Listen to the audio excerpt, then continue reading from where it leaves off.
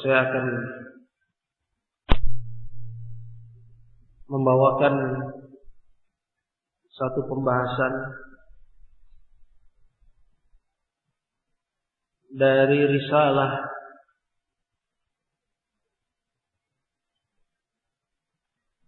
Syekh Muhammad rahimahullah, yaitu tentang tafsir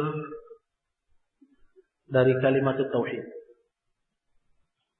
Tentang tafsir dari kalimat tauhid. Hadirin sekalian, kaum muslimin dan muslimat, saudara-saudaraku yang saya muliakan.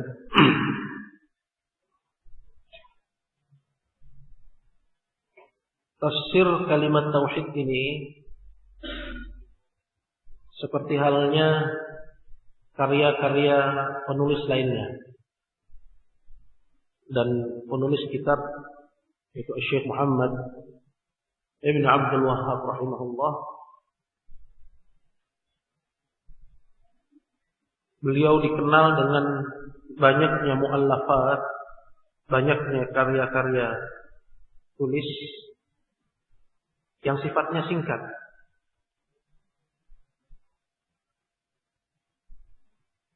Dan karya-karya tulis beliau tersebut itu banyak menyinggung tentang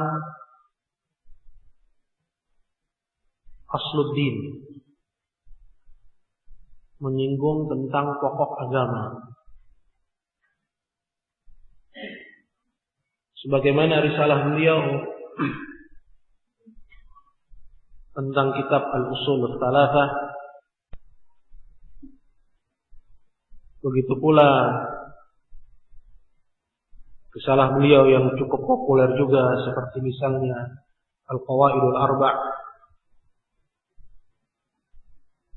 atau Nawaqidul Islam, pembatal-pembatal Islam,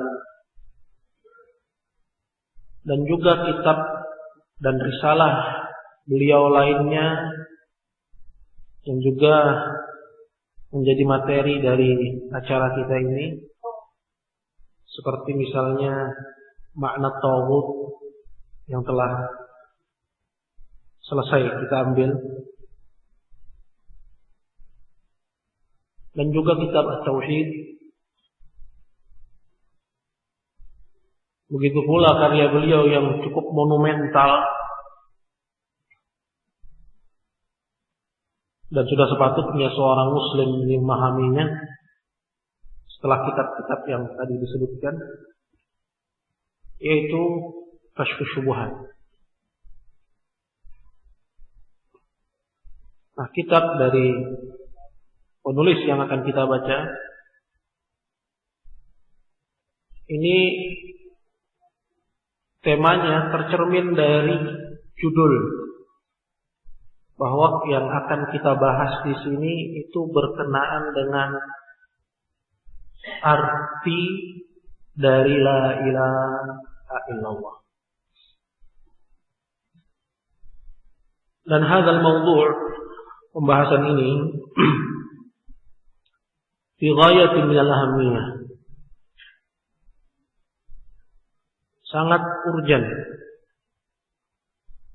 dan sangat penting, sehingga bisa kita katakan tidak pantas seorang muslim,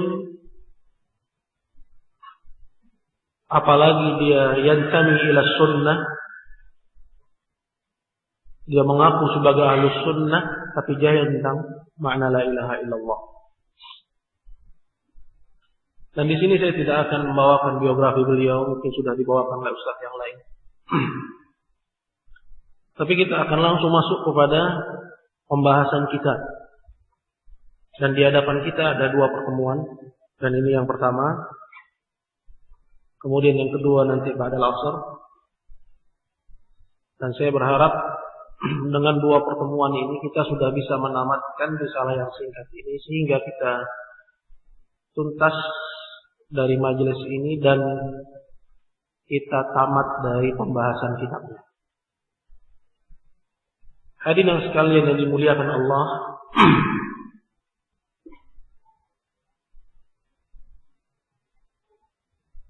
Di awal risalah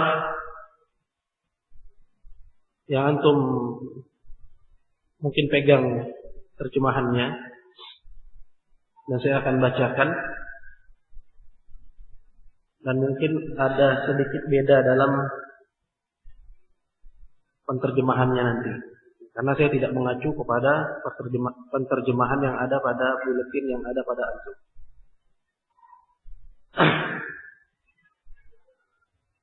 Berkata atau dikatakan,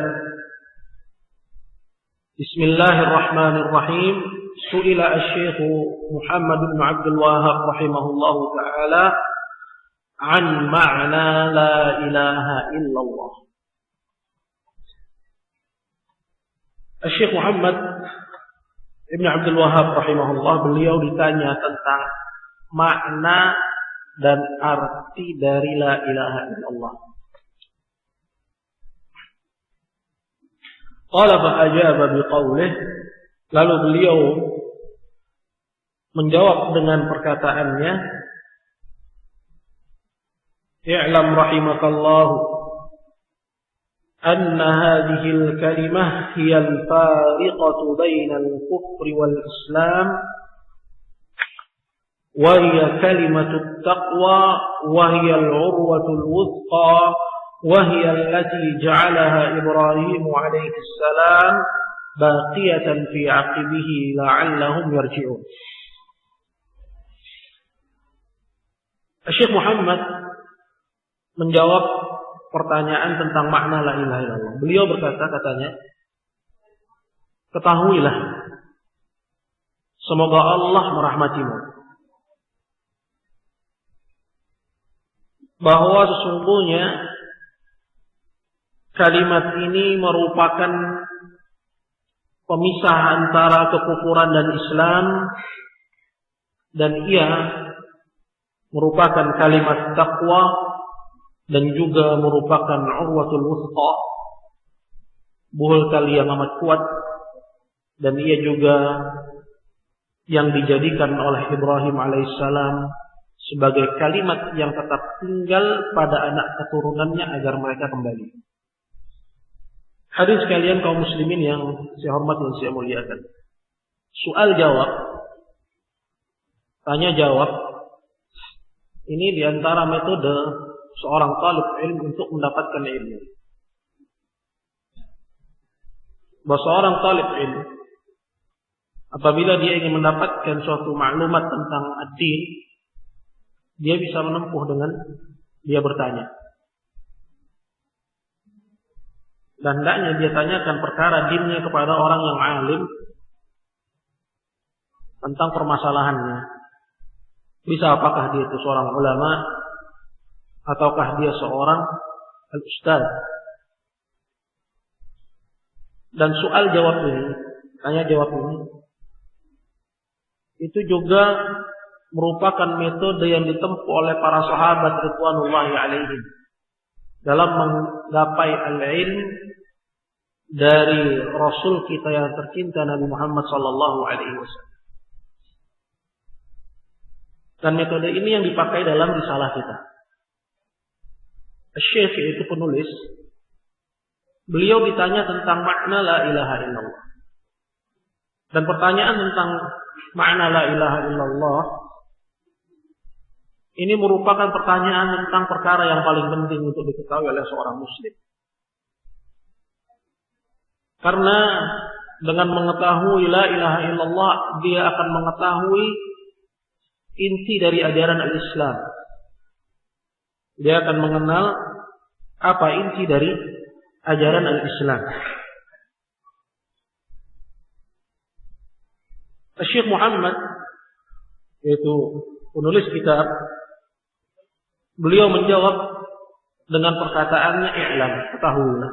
Dan ini tanbih, merupakan tanbih, yaitu kalimat motivasi agar seseorang dia memiliki kesiapan dalam menerima ilmu. Dan tentunya hal ini berbeda Dengan kalau ilmu itu disampaikan tilqaiyah. Dengan kalau ilmu itu disampaikan begitu saja tanpa dikasih tanbih, tanpa dikasih suatu motivasi. Ketahuilah. Kemudian beliau mendoakan. Kata beliau rahimakallah, semoga Allah Azza wa Jal merahmatimu. Dan ada doa yaitu mendoakan rahmat kepada al-mad'u. Ini menunjukkan bahwa ad-din, bahwa agama kita dan dakwah kita itu mabniun, dia dibangun di atas al-lin, dibangun di atas kelembutan. Bahwa hukum asal dalam berdakwah itu adalah dengan lemah lembut.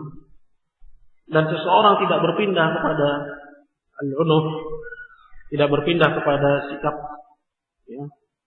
keras, illa li hajah, kecuali memang hal itu dibutuhkan. Adapun apabila dengan kelembutan seorang bisa menerima dakwah, hadza huwal maqsud, dan itu yang memang diharapkan. Kemudian kata beliau,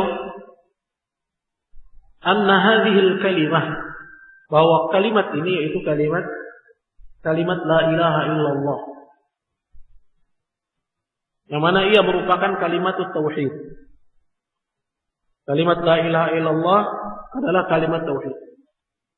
Kata beliau, kalimat ini hiyal fariqatu bainal kufri wal islam. Dia merupakan kalimat pembeda antara kekufuran dan Islam.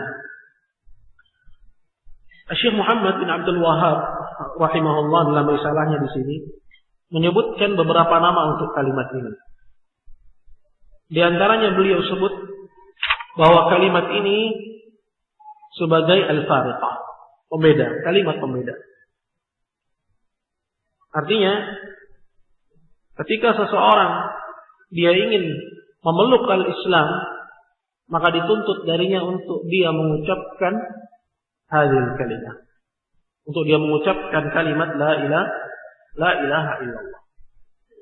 Dan juga maksud dari kalimat ini adalah bahwa seseorang yang dia mengucapkannya, kemudian dia memahami maknanya, dan yang ketiga dia mengamalkan kandungannya dan konsekuensinya, maka orang itu muslim walaysa bikafir.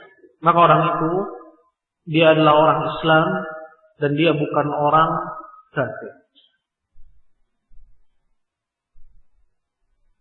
Dan nama lain yang disebut oleh Syekh, kata beliau, wahia kalimatut taqwa. Kalimat ini juga disebut sebagai kalimatut taqwa. Dan ini yang Allah Subhanahu wa taala sebutkan di dalam suratul Fatih ayat 26. Di mana Allah tabaraka wa taala berfirman pada ayat tersebut, "Idja'alal ladzina kafaru fi qulubihimul hamiyatal jahiliyah fa anzalallahu sakinatahu ala rasulihi wa 'alal mu'minina wa alzamahum kalimatat taqwa." Kata Allah Subhanahu wa taala pada ayat tersebut, ingatlah tatkala orang-orang kafir itu menjadikan di dalam hati-hati mereka suatu kesombongan dari kesombongan jahiliyah, maka Allah menurunkan ketenangannya kepada Rasulnya dan kepada orang-orang yang beriman dan menetapkan kepada mereka kalimat takwa. La ilaha illallah dia juga disebut sebagai kalimatut takwa. Maksudnya apa? Maksudnya bahwa hadhil kalimah, bahwa kalimat ini dia disebut sebagai kalimat takwa karena dia taqi. Sebagaimana makna takwa adalah melindungi, maka orang yang mengucapkan kalimat la ilaha illallah itu dia akan mendapatkan perlindungan. Orang yang mengucapkan la ilaha illallah dan ikhlas dalam hatinya, dia akan mendapatkan perlindungan dari Allah dari jilatan api neraka.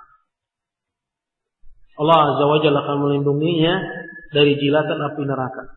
Makanya dia disebut sebagai kalimat takwa. Dan juga sebagaimana kalimat ini juga akan membuahkan amalan-amalan bir, amalan-amalan kebajikan yang lainnya sebagai buah dari pokok yang benar, sebagai buah dari akar yang benar, yaitu kalimat la ilaha illallah. Dan kalimat ini juga disebut oleh penulis sebagai wahiyal urwatul wuthqa. Dan kalimat ini juga merupakan al-urwatul wuthqa, yaitu tali yang kuat atau buah tali yang kuat. Sebagaimana yang Allah Jalla wa Ala firmankan dalam suratul Baqarah di ayat yang ke-356.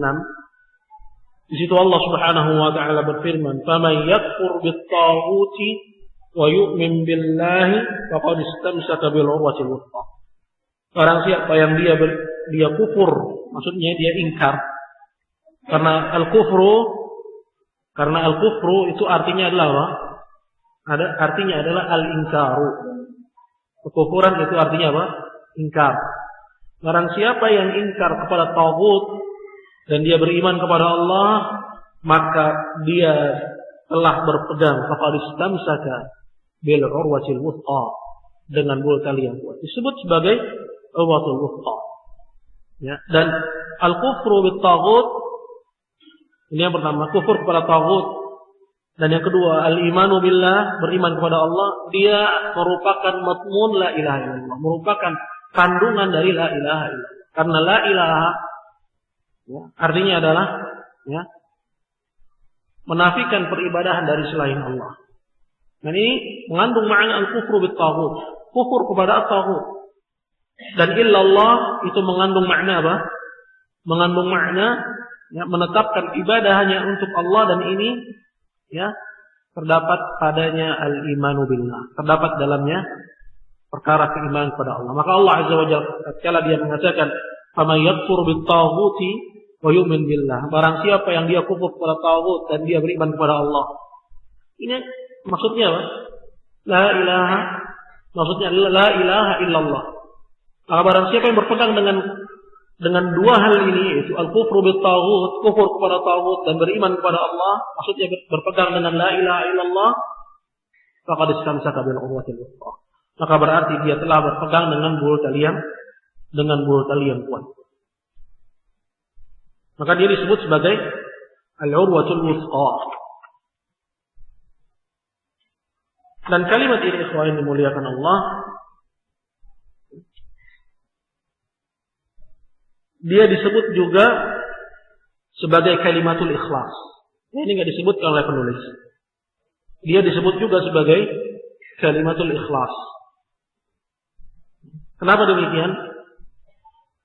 Karena kalimat ini tanfi syirk billahi azza wa jal wa tuthbitul ibadata lillah. Dan dengan kalimat ini seseorang menafikan kesyirikan dari Allah Subhanahu wa taala dan menetapkan ibadah hanya untuk Allah Jalla wa ala. Dari situ dia disebut sebagai kalimat al-ikhlas, yaitu dia mengikhlaskan at-tauhid dan mengikhlaskan ibadah hanya untuk Allah Jalla wa ala. Sudah berapa penamaan untuk kalimat la ilaha illallah? Sudah 4. Nah, hadis yang dimuliakan Allah Subhanahu wa taala, kalimat ini juga disebut oleh penulis, kata beliau, wa hiya allati ja'alaha Ibrahim alaihi salam baqiyatan fi 'aqibihi la'allahum yarji'un.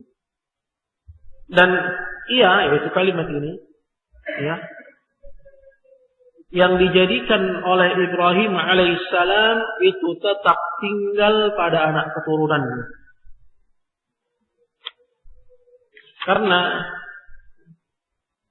tatkala Allah Jalla wa Ala mengutus Nabi Allah Ibrahim alaihissalam, ya, tatkala Allah Tabaraka wa Taala mengutus Nabi Allah Ibrahim,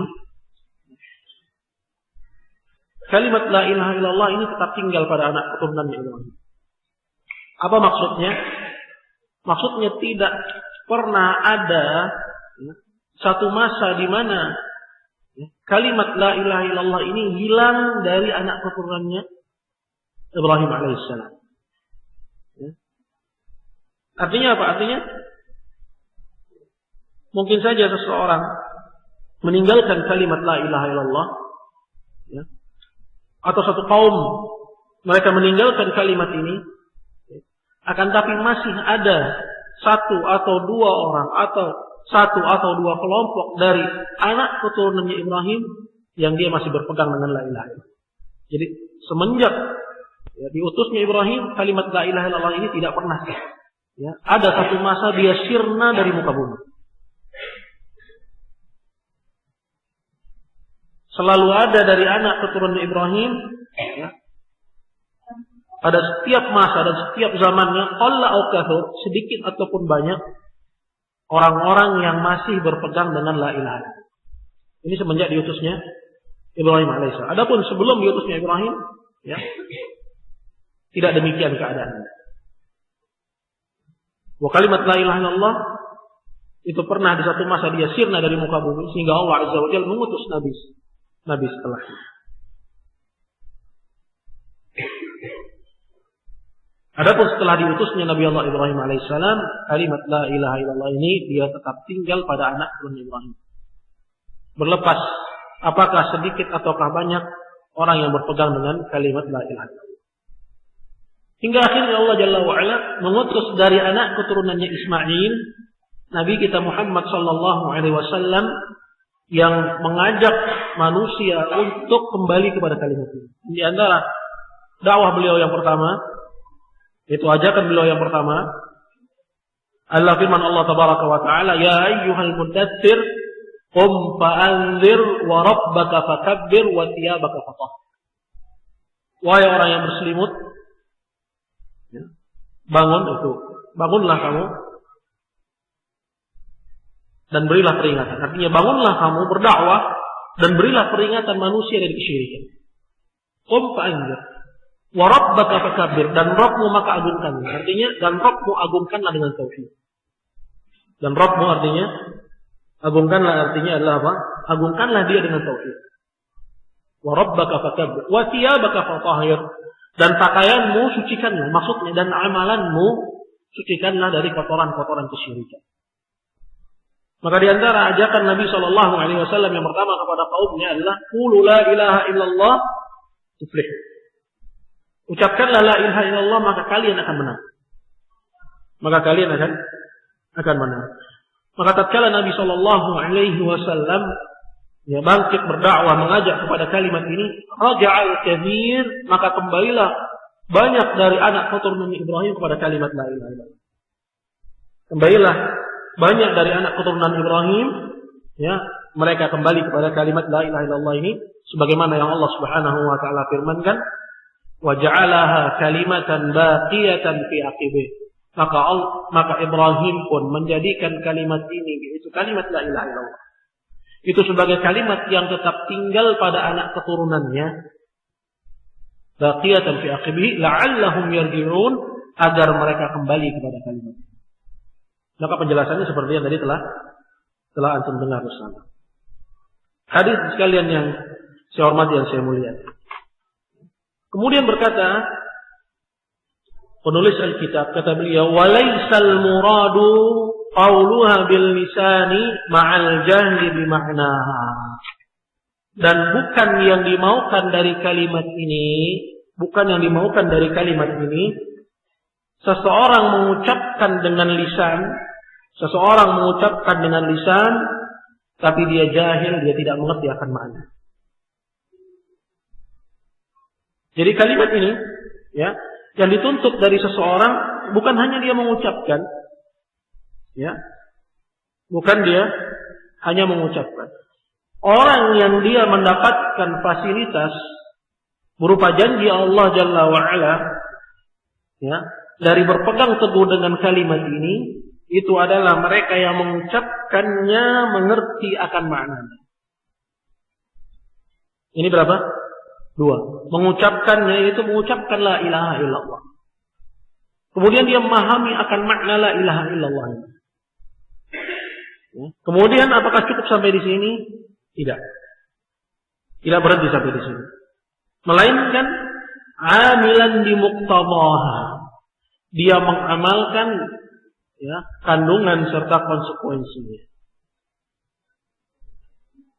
Syekh Shalih Al-Fauzan dalam syarahnya terhadap kitab ini, beliau mengatakan, "Wa man aba an yaqulaha," barang siapa yang tidak mau mengucapkannya.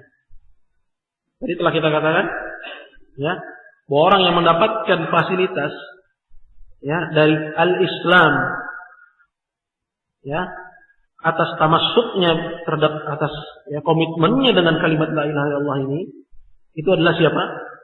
Adalah orang yang dia mengucapkannya, kemudian memahami maknanya, kemudian yang ketiga apa? Dia mengamalkan kandungannya. Dia mengamalkan kandungannya. Nah, ini 3 prinsip. Ya, 3 prinsip. Dan al-mukhalifun dan orang-orang yang menyelisih prinsip ini, ya, yang pertama, man aba an yaqulaha, yaitu orang yang enggan untuk mengucapkan. Yang kedua, aw qalaha walakin lam ya'lam makna, atau dia mengucapkannya tapi dia tidak memahami maknanya. Ya. Dan yang ketiga, kira-kira apa? Sudah bisa kebaca ya? Kira-kira apa? Ya, dia mengucapkannya ya dan memahaminya tapi tidak mengamalkan kandungan. Walam ya'mal muqtada. Yang pertama, dia muslim. Watsani, dia non muslim, dia kafir. Siapa yang muslim? Man qalaha, yang mengucapkannya, kemudian dia memahaminya, dan yang ketiga dia mengamalkan kandungan. Seorang muslim, maka dia adalah orang yang muslim. Maka dia adalah orang yang mendapatkan fasilitas ya dari ya komitmennya terhadap kalimat la ilaha illallah. Terhadap kalimat la ilaha illallah. Dan yang kedua, ya, orang yang tidak mau mengucapkannya. Orang yang tidak mau mengucapkan la ilaha illallah, apa hukumnya? Nah, meskipun dia memahami makna. Contoh seperti misalnya siapa? Seperti misalnya Abu Talib. Abu Talib memahami akan maknanya. Ya, tapi dia enggan untuk mengucapkannya. Dia tidak mau mengucapkan la ilaha illallah. Nah, ini akidah kita Ahlussunnah. Ya, Ahlussunnah mengatakan, ya, keimanan Ahlussunnah berkenaan dengan Abu Talib. Ya, Ahlussunnah menyatakan bahwa Abu Talib mata kafir. Mati sebagai orang kafir. Dia mati sebagai orang kafir. Dan riwayatnya disebutkan dalam Sahih Bukhari. Wa kana ala millati Abdul Muttalib. Dan Abu Talib wafat di atas ajarannya Abdul Muttalib. Ya, dan Abu Talib dia wafat di atas ajarannya Abdul Muttalib. Baik. Ya, maka dia bukan muslim. Kenapa? Karena dia tidak mau mengucapkan. Tapi yang kedua, dia mengucapkan, ya, tapi dia tidak memahaminya. Dia tidak mengerti akan makna la ilaha illallah. Hakada. Maka begitu juga keadaannya. Ini nanti akan dijelaskan dari perkataan muallif. Kemudian yang ketiga, seseorang yang dia mengucapkan la ilaha illallah, kemudian dia memahami maknanya kan, tapi dia langgar konsekuensinya. Ya, dia tidak amalkan kandungannya, dia langgar konsekuensinya. Begitu pula orang itu laisa bi muslim. Dia bukan orang al-Islam. Nah, kita kembali kepada perkataan muallif. Kita kembali kepada perkataan penulis. Kata beliau, qala wa laisal muradu qawluha bil lisan ma'al jahli bi makna. Dan bukan yang dimaukan dari kalimat la ilaha illallah ini, yaitu seseorang sekedar mengucapkan dengan lisannya, tapi dia jahil akan maknanya. Dia tidak mengerti akan maknanya. Bukan yang dimaukan itu. Kenapa? Kata beliau, fa innal munafiqina yaqulunaha. Karena orang-orang munafik mereka juga mengucapkan la ilaha illallah. Wa hum tahtal kuffar. Kendati pun mereka mengucapkan la ilaha illallah, di akhirat mereka berada di bawah orang-orang kafir. Nasibnya lebih buruk daripada orang-orang kafir. Ya, fid darkil asfali minan nar. Mereka berada di lembah yang paling dalam dari neraka jahanam. Ya, ma'a kaunihim yusalluna wa yatasaddaqun. Padahal orang-orang munafik mereka juga mengamalkan amalan-amalan seperti mereka juga melakukan salat dan mereka juga mengeluarkan sedekah. Hadis yang dimuliakan Allah Subhanahu wa taala. Hadis nuqtah poin ini, ya, pada poin ini kita dapatkan suatu faedah yang besar. Apa itu? Ya, yaitu bahwa orang yang mengucapkan la ilaha illallah, ya, orang yang mengucapkan la ilaha illallah, ya, akan tapi dia, ya, tidak memahami akan makna la ilaha illallah, ya, atau dia memahami makna la ilaha illallah, tapi dia melanggar konsekuensi dari la ilaha illallah, maka orang itu laisa muslim, maka orang itu bukan orang Islam. Buktinya apa? Dijelaskan oleh penulis. Contohnya adalah orang-orang munafikun, ya, yang mereka mengucapkan la ilaha illallah. Ya, dan ya, kaum muslimin sepakat bahwa al-munafiqun, orang-orang munafik di zaman Nabi sallallahu alaihi wasallam laisa muslim. Mereka bukan orang-orang al-Islam. Dan Allah bahkan menyatakan tentang nasib mereka, ya, innal munafiqina fid darkil asfali minan nar. Sesungguhnya orang-orang munafik tempat mereka ada di lembah yang paling dalam dari neraka jahanam. Kok bisa begitu? Bukankah mereka mengucapkannya? Nah, ini menunjukkan bahwa mengucapkannya saja itulah yakfi. Itu tidaklah dianggap cukup untuk menyelamatkan seseorang dari siksa neraka jahanam. Sampai dia, ya, di sisi dia mengucapkannya, dia juga harus apa? Dia juga harus memahami akan makna dari la ilaha illallah. Kemudian dia mengamalkan kandungan dari la ilaha illallah. Hadis yang dimuliakan Allah.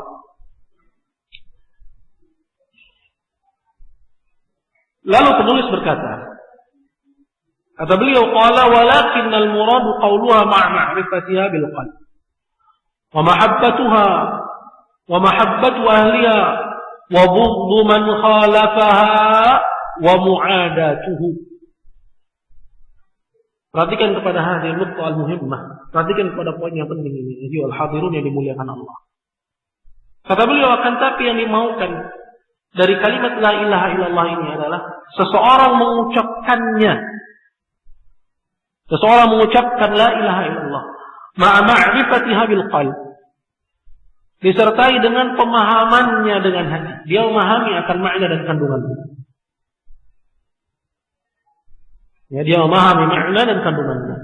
Wa mahabbatuha wa mahabbatu ahliha, dan mencintai kalimat ini. Mencintai kalimat ini dan mencintai sesama pemeluk kalimat ini. Karena ayuhal hadirin dimuliakan Allah, seseorang yang, ya, besar dan mulia baginya tauhid, dia akan memuliakan sesama muwahhidin. Perhatikan, seseorang yang besar dan mulia baginya tauhid itu, dia akan memuliakan sesama orang yang memeluk at-tauhid. Dan pemuliaan dia dan kecintaan dia kepada sesama al-muwahhidin itu bagian dari pemuliaan dia terhadap at-tauhid. Itu bagian dari pemuliaan dia terhadap at-tauhid.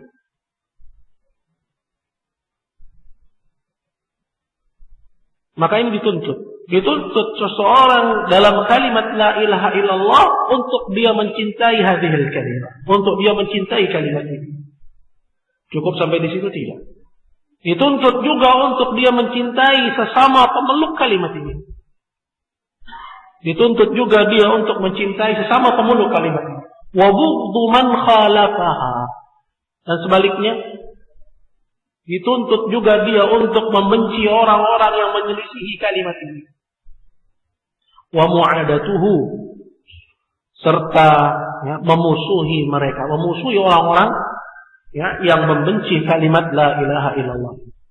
Kenapa ini disebutkan oleh Syekh di sini, ayyuhal hadirun yang dimuliakan Allah? Ini merupakan pokok dari agama Islam. Merupakan pokok dari agama Islam. Ya, aslud dinil Islam. Pokok dari ajaran Islam. Dan terkandung padanya, ya, terkandung pada pokok, ya, ajaran al-Islam itu amran. Dua perkara. Dan disebutkan secara global oleh Syekh tadi dalam urayanya tadi. Apa dua perkara ini? Disebutkan oleh Syekh dalam risalah beliau yang lain. Itu risalah beliau yang berjudul Aslu Dinil Islam wa Qaidatuhu, pokok ajaran Islam dan kaidahnya. Kata beliau, pokok ajaran Islam dan kaidahnya itu ada dua. Pokok ajaran Islam dan kaidahnya itu ada dua. Yang pertama kata beliau, al-amru bi ibadatillahi ta'ala wahdahu la syarika. Prinsip untuk beribadah kepada Allah Ta'ala semata dan tidak menyekutukannya dengan sesuatu apapun. Wa tahridhu ala dzalik, dan terus menggembar-gemborkan seputar hal ini. Kira-kira gembar-gembornya Nabi dan dananya Rasulullah sallallahu alaihi wasallam, ya, semenjak beliau diutusnya dia sebagai nabi hingga Allah azza wa jalla angkat, kira-kira seputar apa? Seputar hadhihi kalimat, seputar kalimat la ilaha illallah, seputar kalimat la ilaha illallah. Wa tahridhu ala dzalik, dan terus menerus menggembar-gemborkan seputar ini. Wal muwalatu fi, dan membangun kesetiaan ya di atas kalimat la ilaha illallah, wa takfiru man tarakah, dan mencap kafir orang yang meninggalkan kalimat. Ini perkara yang pertama. Ini perkara yang pertama. Apa itu? Yaitu prinsip untuk beribadah kepada Allah SWT. Tidak ada sekutu baginya. Dan menggembar-gemborkan masalah ini. Dan membangun loyalitas di atasnya. Dan mengkafirkan orang yang meninggalkan kalimat. Yang kedua, kata Syekh, wattani al-inzar wa nisyir.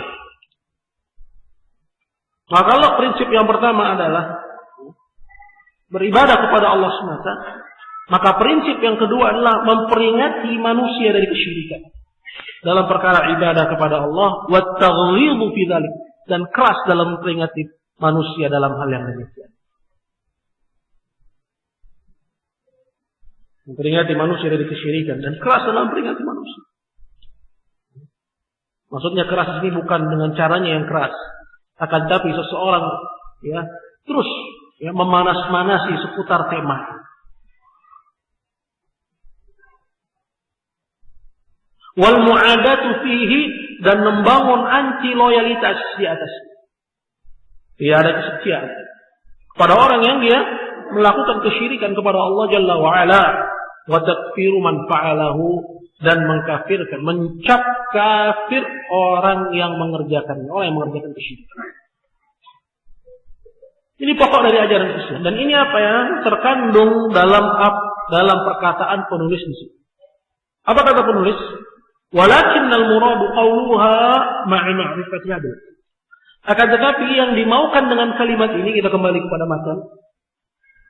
Ya, akan tetapi yang dimaukan dengan kalimat ini adalah, kata beliau, mengucapkannya disertai dengan memahaminya dengan ma'a ma'rifati hadis. Seorang mengerti akan maknanya. Kemudian apa? Wa mahabbatuha, dan mencintai kalimat ini. Wa mahabbatu ahliha, dan mencintai sesama pemeluk kalimat ini. Ini yang saya tadi istilahkan dengan apa? Dengan membangun kesetiaan di atas kalimat la ilaha. Wa bughdhu man khalafaha, dan membenci orang yang menyelisih kalimat ini.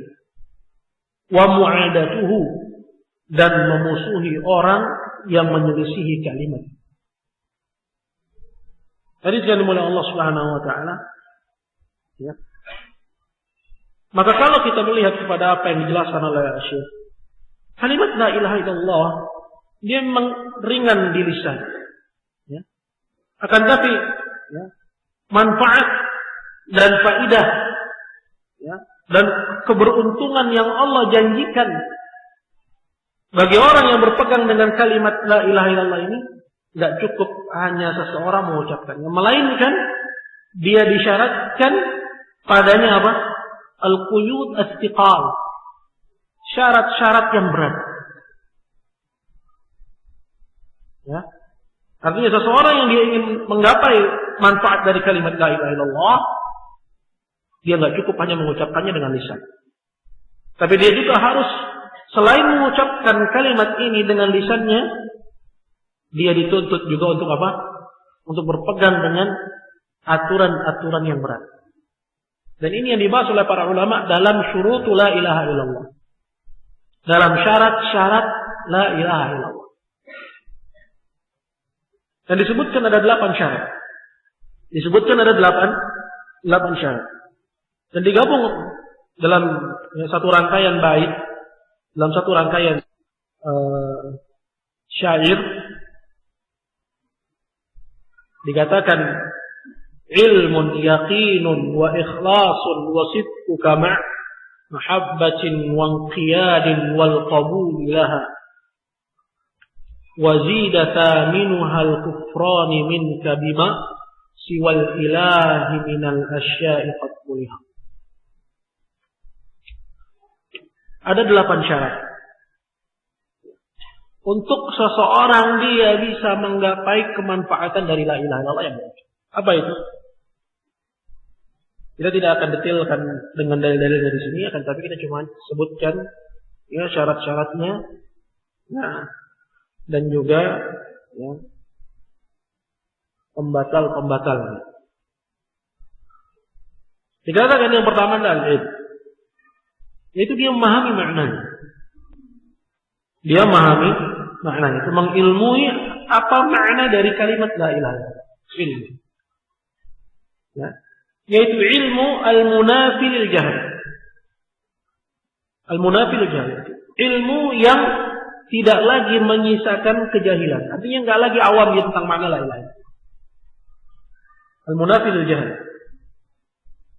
Ya. Jadi ketika seorang ingin mengetahui la ilaha illallah, dia harus berupaya untuk mengangkat keawamannya akan makna kalimat ini. Sehingga tidak ada lagi tersisa sedikit pun pertanyaan tentang makna la ilaha illallah. Ini dimaksud dengan alim. Jelas? Yang kedua yakin. Yang kedua adalah yakin. Itu apa artinya yakin? Yaitu dia meyakini akan kebenaran kalimat ini. Dia meyakini akan kebenaran kalimat ini. Dan Allah Subhanahu wa taala dia telah menurunkan ayat-ayatnya dari ayat-ayat yang matluwah, dari ayat-ayat yang dibaca yaitu berupa Al-Qur'an, ya. Wal mar'iyah, dan ayat-ayat yang bisa dilihat yaitu penciptaan alam semesta yang menunjukkan akan kebenaran kalimat la ilaha illallah. Maka seorang muslim ya, waktu yang paling berharga bagi dia adalah tatkala dia berupaya untuk menancapkan ke dalam lubuk hatinya keyakinan yang paling mantap akan makna la ilaha illallah. Bahwa dia adalah kebenaran yang tidak diragukan. Karena al-yakin di sini, keyakinan yang dimaksud ini al-yaqinu al-munafi lisyak. Keyakinan yang tidak lagi menyisakan sedikit pun keraguan. Kalau masih ada sedikit pun keraguan dalam diri kita akan kebenaran la ilaha illallah, maka wajib bagi kita untuk memupus keraguan tentang kalimat ini sekecil apapun dia. Bahwa dia adalah kalimat yang hak. Bahwa dia adalah kalimat yang hak. Ini syarat yang kedua. Dia harus yakin akan kebenaran la ilaha illallah. Yang ketiga, wa ikhlasun. Yaitu dia mengucapkannya ikhlas. Apa yang dimaksud dengan ikhlas? Yaitu dia hanya mengharapkan wajah Allah Subhanahu wa taala dan tidak mengharapkan yang lain. Al-munafi lisyirk. Ya, keikhlasan yang tidak lagi menyisakan maksud lain selain daripada wajah Allah Subhanahu wa taala. Tidak seperti halnya orang-orang munafikun yang mereka mengucapkan la ilaha illallah tapi dia mengucapkannya karena takut kepada pedang. Atau seperti halnya orang-orang munafikun yang mengucapkan la ilaha illallah hanya karena ingin mendapatkan fasilitas sebagai orang Islam di dunia. Ya. Atau riya'an, mengucapkannya riya. Atau dikarenakan dia ingin mendapatkan dunia. Melainkan dia mengucapkan la ilaha illallah hanya mengharapkan wajah Allah Subhanahu wa taala. Ini syarat yang keberapa? Syarat ketiga. Syarat yang ketiga. Yang keempat, ya, wasidquka, dan kejujuranmu Ya, yaitu kejujuran al-munafi lil kadzib. Kejujuran yang ya, memusnahkan kedustaan, menghilangkan sedikit pun kedustaan. Bahwa tatkala seseorang dia mengucapkan la ilaha illallah, itu jujur dari lisan, jujur dari hati.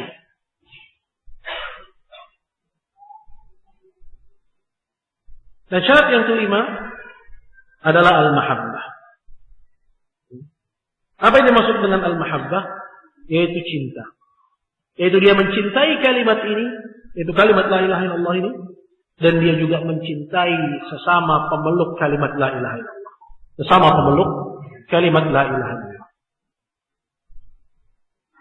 Yaitu al-mahabbah al-munafi lil bughd. Kecintaan yang ya, memupus kebencian.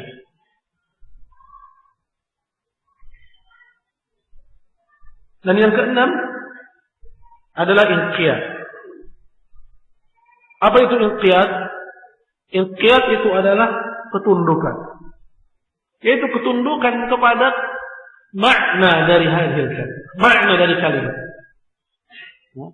Berupa ya, menafikan ibadah dari selain Allah dan menetapkan ibadah hanya untuk Allah. Dia tunduk kepada kandungan dari makna. Inqiyad, dia tunduk. Al-munafi ya, lit-tamarrud. Itu dia tunduk kepada konsekuensi dari kalimat la ilaha illallah ini dengan ketundukan yang tidak lagi menyisakan pembangkangan.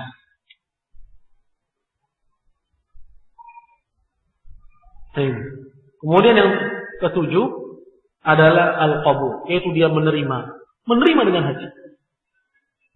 Ya, menerima dengan hati ya kandungan dari kalimat la ilaha illallah ya sebagai apa yang disyariatkan oleh Allah Subhanahu wa taala kepada diri.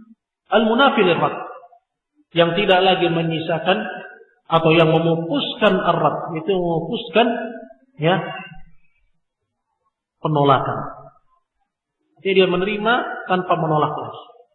Dia menerima ya kandungan dari kalimat ini dan dia tidak menolak. Ini ya, sab'atu syurut. Ya, ini tujuh syarat. Dan ditambah oleh Asy-Syaikh ya Sa'ad bin Atiq asy-syartu ats-tsamin, syarat yang ke-8. Itu dalam perkataannya wazida thaminuha al-kufran minka bima siwal ilahi minal asya'i qad quliha. Dan ditambah syarat yang ke-8 ya, yaitu kalian harus kufur. Apa maksudnya kufur tadi? Apa arti kufur? Ingkar. Yaitu kalian harus mengingkari ya siwal ilah, selain Allah Jalla wa Ala. Ya, minal asya'i qad quliha, dari segala sesuatu yang diibadahi selain Allah. Artinya kita harus ingkar ya dengan ya peribadahan kepada selain Allah Jalla wa Ala, apapun. Apakah peribadahan kepada malaikat?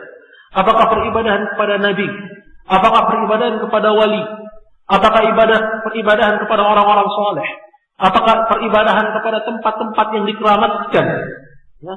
Benda-benda yang diagungkan, situs-situs yang dimuliakan, segala macam peribadahan kepada selain Allah. Orang yang dia mengucapkan la ilaha illallah, dia harus ingkar kepada. Baru kalimat la ilaha illallah itu tanfa'uh. Baru kalimat la ilaha illallah itu akan berguna baginya. Hal syurut ya ikhwan, syarat ini yaitu 8 syarat ini tentu bukan suatu hal yang mudah. Dia merupakan syurut istiqal, syarat yang berat untuk seseorang bisa dan mampu ya merealisasikannya. Hadis kalian dimuliakan Allah Subhanahu wa taala. Maka tidak cukup seseorang hanya mengucapkan la ilaha illallah dengan apa? Dengan lisan. Ya, tidak cukup seseorang dia mengucapkan la ilaha illallah hanya dengan lisan. Ya. Melainkan dia harus datangkan juga bersamaan dengan dia mengucapkan la ilaha illallah ya, apa yang tadi telah disebutkan dari syarat-syarat. Hadis kalian dimuliakan Allah Subhanahu wa taala. Kemudian Syekh Muhammad beliau di sini berdalil. Dan dalil yang disebutkan, dalil yang disebutkan di sini laisa ala tartib. Ya. Tidak tersusun rapi. Ya. Dan apa yang disebutkan oleh penulis di sini itu hanya sebagai isyarat. Sebagai isyarat. Akan dalil-dalil yang lainnya, ya, yang menunjukkan bahwa kalimat la ilaha illallah ini itu masyruutah, ya, disyaratkan padanya apa? Syarat-syarat yang berat. Jelas ya? Ini hanya sebagai apa? Isyarat akan dalil-dalil yang lain yang menunjukkan bahwa kalimat la ilaha illallah itu disyaratkan padanya syarat-syarat yang berat. Kata beliau, qala kama qala Nabi sallallahu alaihi wasallam, yaitu sebagaimana yang disabdakan Nabi sallallahu alaihi wasallam, man qala la ilaha illallah mukhlishan. Barang siapa yang dia mengucapkan la ilaha illallah dan dia ikhlas, mukhlishan min qalbi. Disyaratkan di situ apa? Disyaratkan di situ apa? Al-ikhlas. Dia harus ikhlas. Jadi bukan cuma dia mengucapkannya dan dia tidak ikhlas. Tapi apa? Disyaratkan dalam mengucapkannya untuk dia ikhlas min qalbi. Dan dalam riwayat yang lain khalisan min qalbi, ikhlas dari dalam hatinya. Wa fi riwayatin shadiqan min qalbi. Dan dalam riwayat yang lain disebutkan tulus, ya, dari dalam hatinya, jujur dari dalam hatinya dia ucapkan la ilaha. Wa fi haditsin akhar, dalam hadits yang lain, man qala la ilaha illallah wa kafara bima yu'badu min dunillah, haruma maluhu, ya, wa damuhu wa hisabuhu 'ala Allah ta'ala. Barang siapa yang dia mengucapkan la ilaha illallah dan dia mengingkari segala hal yang diibadahi selain Allah. Dia mengingkari segala hal yang diibadahi selain Allah, baru dia mendapatkan fasilitas. Apa fasilitasnya? Haruma maluhu. Terlindungilah darahnya, ya, dan terlindungilah hartanya, dan perhitungan bagi dia nanti di sisi Allah Subhanahu wa ta'ala. Artinya apa? Kembali kepada pembahasan bahwa kalimat ini la yakfi, tidak cukup hanya seseorang apa? Dia mengucapkan dengan lisan. Dan kalau kita melihat kepada kondisi masyarakat kita, ya, bagaimana mereka, ya, mengucapkan la ilaha illallah, dan banyak dari mereka yang tidak memahami la ilaha.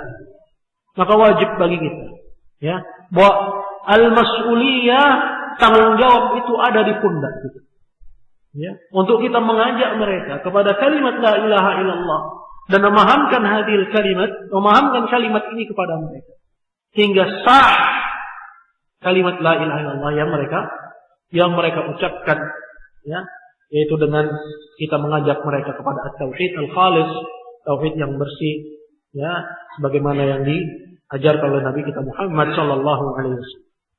Anzuru, lihat, ya, kepada sekeliling. Bagaimana manusia, ya, mereka, ya, banyak yang tidak memahami akan makna hadhil kalimah. Mereka mengucapkan la ilaha illallah, akan tapi mereka mendatangkan apa? Mendatangkan pembatalan. Maka bagaimana mereka bisa dituntut untuk mereka mengamalkan kandungannya, sedangkan memahaminya saja tidak?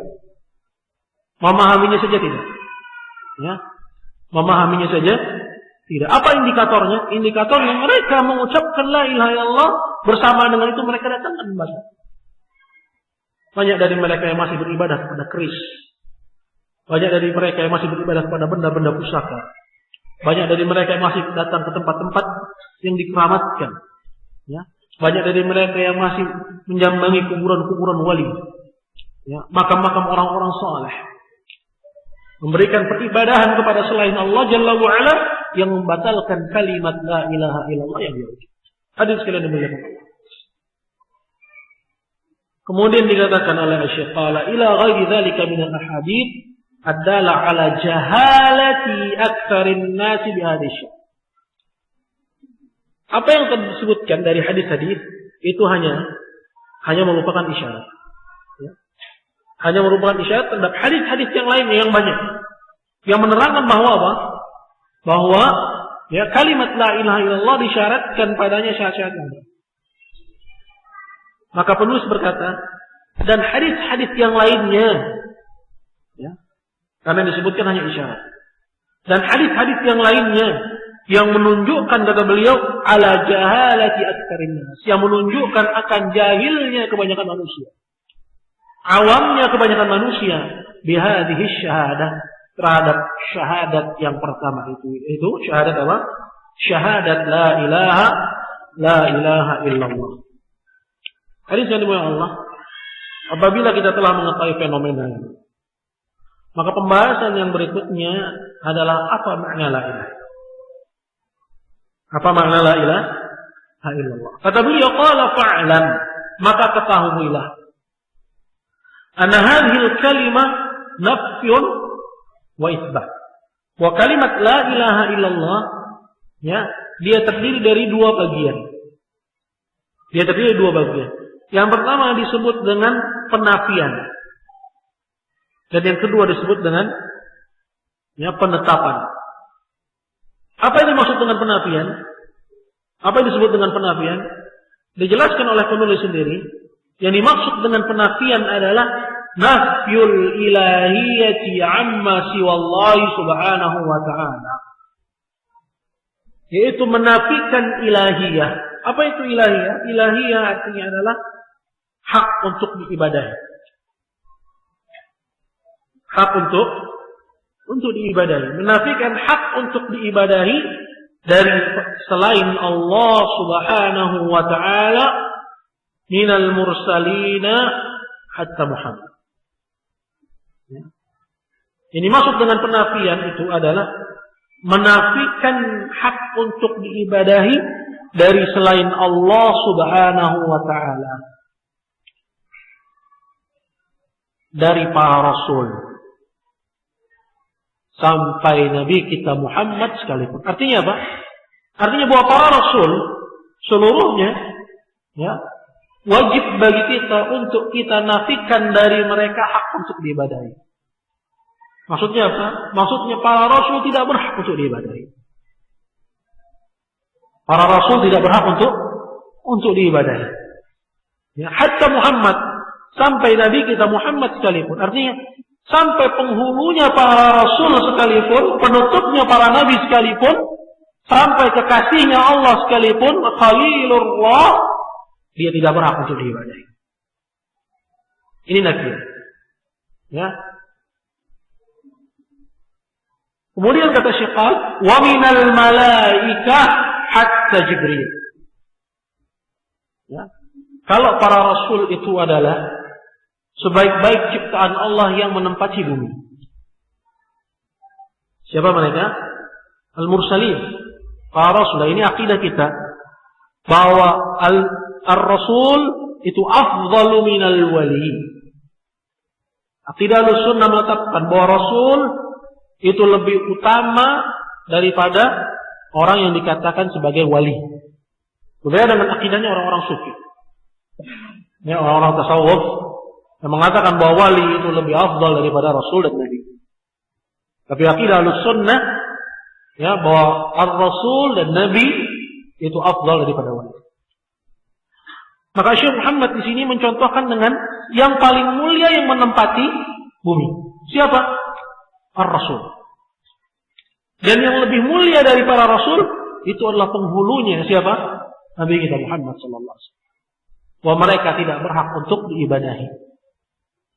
Kemudian Syekh Muhammad bin Abdul Wahab beralih kepada yang paling mulia yang menempati langit. Siapa mereka? Al-Malaikah, yaitu utusan Allah dari bangsa malaikat. Utusan Allah dari bangsa malaikat. Bahwa mereka adalah sebaik-baik yang Allah Azza wa Jalla ciptakan di langit. Siapa mereka? Yaitu malaikat. Wal malaikah, artinya begitu pula para malaikat. Mereka tidak berhak diibadahi. Ya, hatta Jibril, sampai sekalipun malaikat Jibril penghulunya para malaikat, dia pun tidak berhak diibadahi. Apabila penghulunya manusia, Nabi Muhammad SAW, dia tidak berhak diibadahi, ya, dan dia adalah sebaik-baik yang menempati bumi. Dan penghulunya malaikat, yaitu malaikat Jibril, ya, dia juga tidak berhak diibadahi, apalagi selain daripada mereka. Artinya, apalagi selain daripada malaikat Dan apalagi selain daripada Rasul. Ya. Dari orang-orang saleh, dari para wali, ya, dari kiai-kiai, dari ajengan-ajengan, dari makam-makam yang dikeramatkan, ya, dari situs-situs yang diagungkan, dari benda-benda yang dimuliakan, yang dilakukan padanya upacara-upacara, benda-benda yang dibuat padanya ritual-ritual peribadahan. Kalau tertolak dari, ya, para malaikat dan tertolak pula dari para nabi bahwa mereka tidak berhak ibadahi apalagi selain daripada mereka berdua. Maka dikatakan oleh Syekh selanjutnya, kata beliau, qala fallan an ghairihima minal anbiya'i was salihin, apalagi selain daripada mereka berdua. Maksudnya apalagi selain daripada Jibril dan Nabi kita Muhammad sallallahu alaihi wasallam. Dari kalangan para nabi dan orang-orang saleh, bahwa mereka semuanya tidak berhak untuk diibadahi. Ini yang dimaksud dengan apa? Dengan nafi. Yaitu menafikan ilahiyah, menafikan hak untuk diibadahi dari selain Allah, siapapun dia. Ini nafi. Dan ini ikhwah yang dimuliakan Allah, dialah penafian inilah yang terdapat dalam ucapan kita apa? La ilaha. Dan ini penggalan yang pertama. Dan ini penggalan yang pertama. Apa artinya? La ilaha. Ya. Tidak ada yang berhak diibadahi. Ya. Tidak ada yang berhak diibadahi. Dan yang kedua adalah al-isbat, yaitu menetapkan. Apa ini maksud dengan menetapkan? Yaitu dikatakan oleh Syekh qala wa itsbatuha lillahi azza wa jalla, dan menetapkannya, yaitu menetapkan hak untuk diibadahi ini, menetapkan ilahiyah ini hanya untuk Allah azza wa jalla. Hanya untuk Allah azza wa jalla. Dan ini yang kita ucapkan dalam syahadat kita dengan ucapan apa? Illallah, kecuali Allah. Maka kalimat la ilaha illallah dia terdiri dari dua rukun asas. Dia terdiri dari dua rukun asas. Dan tidaklah sah keimanan seseorang, ya, sampai dia menetapkan kedua-duanya sekaligus. Sampai dia menetapkan kedua-duanya sekaligus. Ya. Sebagaimana yang dikatakan oleh para ulama, ya, man nafa wa lam yuthbit faqad alhad. Wa man athbata wa lam yanfi faqad asyrak. Wa man athbata wa nafa fi anin wahidin faqad wahid.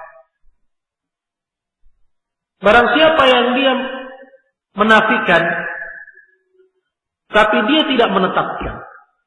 Apa artinya? Artinya dia menafikan ibadah dari selain Allah.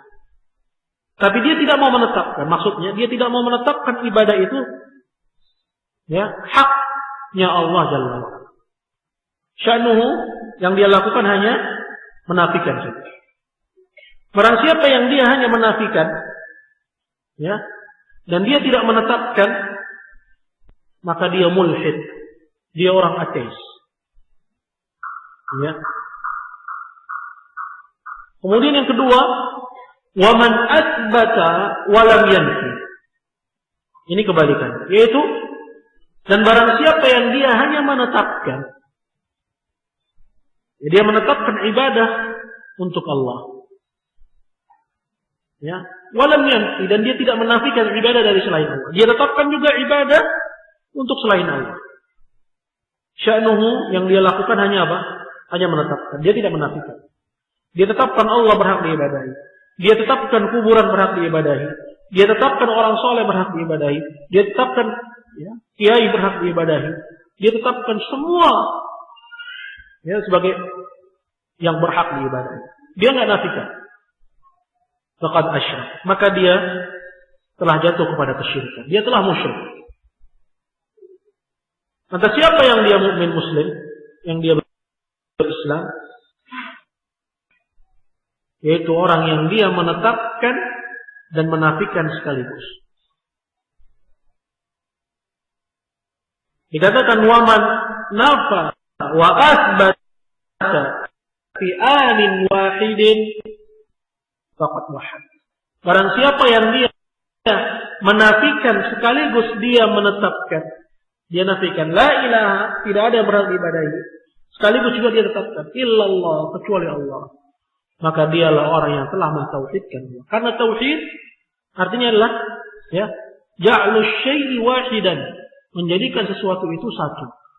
Ya. Dan ini terwujud yaitu dengan an-nafi wal isbat, dengan menafikan ibadah dari selain Allah, ya, dan dengan menetapkan ibadah hanya untuk Allah Jalla wa Ala. Sehingga ibadah itu tanhasir fihi. Sehingga yang namanya ibadah itu hanya terfokus dan terpusat bagi Allah Jalla wa Ala. Maka dialah orang yang disebut sebagai muwahhid, dialah orang yang disebut sebagai muslim. Siapa dia? Man athbata wa nafa fi anin wahidin faqad wahhad. Yaitu barang siapa yang dia menetapkan dan dia juga menafikan sekaligus, maka dialah orang yang telah mentauhidkan Allah Subhanahu wa ta'ala. Jelas sampai sini, kawan? Baik.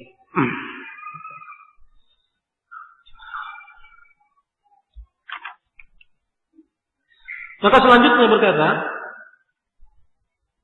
penulis kitab, kata beliau, qala idza fahimta dzalika, maka apabila kalian telah memahami hal ini. Sudah paham belum? Sudah belum? Kalau belum paham kita nggak lanjut, kita mundur dulu. Sudah paham ya? Baik. Fata'ammal, maka perhatikanlah al-uluhiyyah allati asbataha Allah Ta'ala li nafsihi wa nafaha an Muhammadin sallallahu alaihi wasallam wa Jibril wa ghairihima an yakuna lahum minna mithqala habbatin min khardal. Maka apabila kalian telah memahami perkara ini, itu apa yang telah disebutkan sebelumnya, perhatikanlah, kata beliau, al-uluhiyah. Apa tadi arti dari al-uluhiyah? Yaitu hak untuk diibadah, hakul ibadah, hak untuk diibadah. Allati asbataha Allah Ta'ala li nafsihi, yang Allah tetapkan hak untuk diibadah itu hanya untuk dirinya. Wa nafa'a Muhammad wa Jibril wa ghairihim, dan Allah nafikan hak untuk diibadahi ini, Allah nafikan dari Muhammad dan dari Jibril dan dari selain keduanya. An yakuna lahum minha mithqala habbatin min khardal, bahwa mereka bisa memiliki walau sedikit, walau sebiji, walau setitik dari perkara ibadah. Bahwa itu telah Allah Jalla wa Ala nafikan. Perhatikanlah al-uluhiyah, hak untuk diibadahi. Kata beliau, qala fa'lam, ketahuilah, anna hadhihi al-uluhiyyah hiya allati tusammiha al-'ammah fi zamanina as-sirr wal wilayah. Fokus kita pada al-uluhiyah. Apa uluhiyah? Hak untuk diibadahi. Telah berlalu oleh kita pembahasan bahwa al-uluhiyah ini Allah telah tetapkan dia hanya untuk dirinya. Dan Allah Jalla wa'ala telah nafikan hak untuk ibadah ini dari siapa? Dari Nabi Muhammad dan dari Jibril dan dari selain mereka, bahwa mereka bisa memiliki walau sekecil apa. Itu telah dinafikan, bahwa hak ibadah ini hanya milik Allah Jalla wa'ala. Baik, bila telah selesai dari hal ini, maka perhatikanlah apa yang dikatakan oleh Syekh berikutnya. Dan ini min ahammi ma wujida fi hadhil awraq, di antara perkara yang terpenting yang terdapat dalam lembaran-lembaran ini. Apa kata Syekh? Ketahuilah, kata beliau, anna hadhil uluhiyah bahwa uluhiyah ini itu hak yang untuk diibadahi ini hiyallati tusammiha al-'ammatu fi zamanina as-sir wal wilayah. Dialah uluhiyah inilah, hak untuk diibadahi inilah yang dinamakan oleh orang-orang awam di zaman kita. Maksudnya di zaman Syekh. Ya. Dan Syekh hidup pada tahun 1100-an Hijriah. Ya. Dan beliau lahir pada tahun 1111 Hijriah. Ada yang mengatakan 1115 Hijriah. Ya. Maka beliau hidup pada tahun-tahun setelahnya. Ya. Maka beliau berbicara tentang masa itu.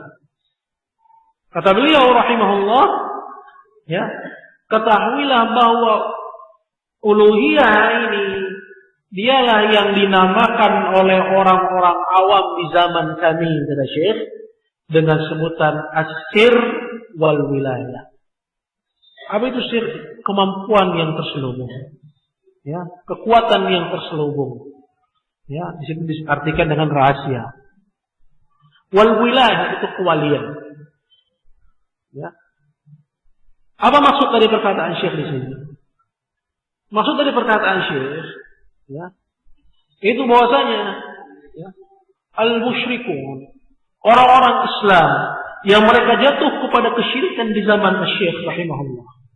Ya, mereka meyakini, ya, mereka berkeyakinan bahwa al-auliya, bahwa orang yang disebut wali, ya, al-auliya, ya, mereka memiliki hak untuk diibadahi dengan sebab bahwa mereka memiliki as-sir wal wilayah. Bahwa mereka memiliki apa? Ya, kemampuan yang terselubung. Ya. Sehingga mereka mendekatkan diri, ya, kepada wali-wali tersebut dengan berbagai macam bentuk peribadahan. Ya. Dengan berbagai macam bentuk untuk peribadahan. Mereka berikan al-khauf mereka, rasa takut mereka. Mereka berikan raja mereka, ya, rasa harap mereka kepada, ya, orang-orang yang mereka anggap sebagai wali, yang mereka anggap memiliki, ya, kemampuan dan kehebatan yang terselubung. Maksudnya itu orang-orang yang didaulat bahwa mereka, ya, memiliki kedudukan di sisi Allah Subhanahu wa taala. Bahwa mereka memiliki kedudukan di sisi Allah Subhanahu wa taala. Nah, di zaman Syekh Muhammad, ya, al-uluhiyah ini, hak diibadahi ini, ya, itu disebut dengan sebutan tadi. Ya, dinamakan dengan penamaan tadi. Maksudnya, ya, bahwa orang-orang, ya, yang dianggap wali itu berhak untuk diibadahi. Dengan alasan mereka memiliki kedudukan di sisi Allah Jalla wa'ala. Ini disebut dengan sir wal wilayah. Ya, ini yang disebut dengan sir dan wilayah. Diartikan di situ sebagai rahasia dan kewalian. Ya, mafhum ilahun ikhwan? Ya, mafhum enggak? Paham enggak? Ya. Baik. Wal ilah, kata Syekh, dan ilah, ya, pengertian ilah, ya, artinya menurut mereka, ya, dan ilah adalah alladzi yastahiq an yu'bad, adalah yang berhak diibadahi, ya, yang berhak diibadahi dalam kamus mereka, dalam kamus orang-orang al-musyrikin, adalah al-wali alladzi fihi sir, adalah wali yang memiliki kedudukan yang khusus. Ya. Yang berhak diibadahi itu ilah. Menurut kamus mereka, ya, itu adalah wali yang dia memiliki sir. Memiliki, ya, kemampuan tersebut, yang memiliki kedudukan yang khusus di sisi Allah Jalla wa ala. Wa huwa alladhi yusammunahu al-faqir wasyekh.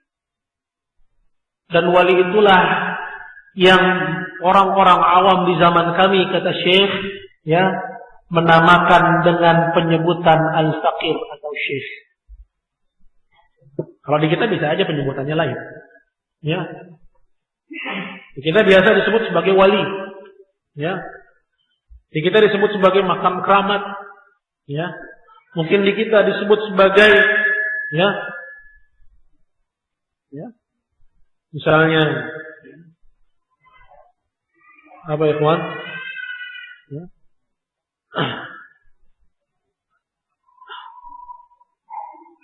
Apa? Kalau di sini apa misalnya? Sunan. Mungkin ya disebut dengan penyebutan sunan. Kenapa? Karena diyakini pada mereka itu bahwa mereka memiliki kedudukan. Mereka memiliki sir, suatu kemampuan yang terselubung, dan mereka memiliki kewalian. Maka al-ilah, penyebutan ilah yang berhak diibadahi. Ya, ilah itu artinya apa? Alladzi yastahiq an yu'bad. Yang berhak untuk diibadahi. Penyebutan ilah, ya, dalam kamus mereka itu adalah wali yang memiliki sir, yang memiliki kemampuan tersebut. Paham? Ya. Dan di zaman Asy-Syaikh, wali itu disebut sebagai sebutan fakir, disebut dengan sebutan Asy-Syaikh, wa tusammihil 'ammatu as-sayyid wa asbahuha. Dan orang-orang awam lainnya menyebut dengan sebutan sayyid dan menyebut dengan sebutan-sebutan yang berbeda-beda. Paham sampai sini, kawan? Ya. Baik. Kelanjutannya kata Syekh qala wa dzalika annahum yadhunnuna anna Allah ja'ala li khawasil khalqi 'indahu manzilah. Katanya. Dan yang demikian itu karena mereka itu menyangka bahwasanya Allah Jalla wa Ala Dia telah menjadikan kepada makhluk-makhluk pilihan ya di sisinya bahwa mereka itu memiliki kedudukan khusus. Yarda an yaltaji'a al-insanu ilaihim. Yang mana Allah Jalla wa Ala ridha kalau orang-orang itu menggantungkan harap-harap cemasnya kepada mereka. Wa yarjuhum wa yastaghithu bihim. Ya, menggantungkan rasa harapnya kepada mereka dan minta keselamatan melalui mereka. Wa yaj'alahum wasitatan bainahu wa bainallah. Dan menjadikan mereka sebagai perantara antara mereka dengan Allah. Hadis yang dimuliakan Allah. Apa yang dikatakan Syekh di sini? Ini tafsiran dari arti sir dan wilayah. Ya, apa itu? Itu bahwasanya orang-orang yang jatuh kepada syubhat asyirik, orang-orang yang jatuh kepada kesyirikan, mereka itu menyangka ya dengan sangkaan yang salah. Mereka menyangka kalau Allah telah menjadikan bagi hamba-hamba pilihannya, ya, itu orang-orang saleh, para wali, para nabi, ya. Mereka menyangka bahwa Allah Jalla wa'ala telah menjadikan bagi hamba-hamba pilihannya suatu kedudukan. Manzilah. Ini dimaksud dengan sir. Kedudukan yang khusus. Ya, di mana Allah Jalla wa'ala katanya, ya, Allah Ta'ala ridha, Allah Ta'ala itu rela, Allah Ta'ala itu menerima dan suka kalau manusia itu yaltaji'u ilaihim, kembali kepada hamba-hamba pilihannya, mengembalikan urusannya kepada hamba-hamba pilihan, mengadukan kesulitan hidupnya kepada hamba-hamba pilihannya, ya, mengadukan ya gundah gelisahnya kepada hamba-hamba pilihannya. Siapa? Para nabi, ya, para rasul, para wali, orang-orang saleh. Ya, karena sangkaan mereka tadi bahwa Allah Jalla wa'ala menjadikan mereka kedudukan yang khusus. Mereka menyangka kalau Allah Jalla wa'ala ridha apabila manusia mengembalikan gundah gelisahnya kepada orang-orang saleh. Wa yarjuhum, di mana manusia menggantungkan rasa harapnya kepada orang-orang saleh, pada nabi, kepada wali, wa yastaghithu bihim, dan minta keselamatan dari mereka. wa yaj'aluhum wasitatan bainahu wa bainallah. Dan mereka menyangka kalau Allah Jalla wa Ala menjadikan orang-orang saleh tadi itu sebagai perantara antara manusia dengan Allah Jalla wa Ala. Hadis yang dimuliakan Allah Subhanahu wa taala. Ya. Dan apa yang disangkakan oleh mereka? Ya. Ini adalah sangkaan yang keliru. Ya, ini adalah sangkaan yang keliru. Ya. Yaitu bahwa Allah Jalla wa Ala menjadikan antara hamba dengan dirinya perantara dari orang-orang saleh.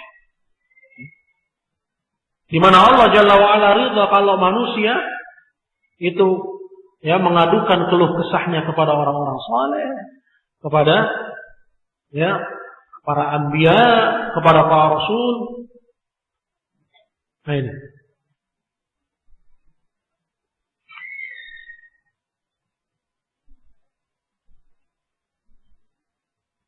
Maka selanjutnya berkata Syekh qala falladzina yaz'umu ahlu syirki fi zamanina annahum wasaitahum ya humul ladzina yusammihimul awwaluna alihah.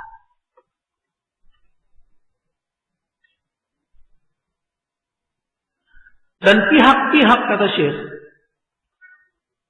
yang para pelaku kesyirikan di zaman kita sangkakan bahwa mereka itu adalah perantara antara mereka dengan Allah. Siapa pihak-pihak itu?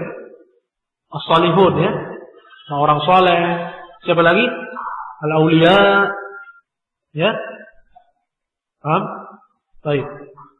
Humul ladzina yusammihimul awwaluna al-alihah. Pihak-pihak itulah ya yang dijadikan perantara antara makhluk dengan Allah. Pihak-pihak itulah yang dinamakan oleh orang-orang musyrikin di zaman Nabi sebagai aliyah, sebagai ya sesembahan-sesembahan. Ini butuh pemahaman. Apa yang disampaikan oleh Syekh ini butuh pemahaman.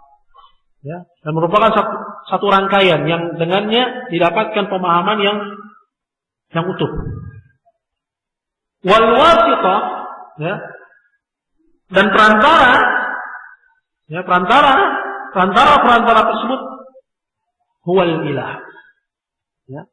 Itulah ilah dalam kamusnya orang-orang musyrik.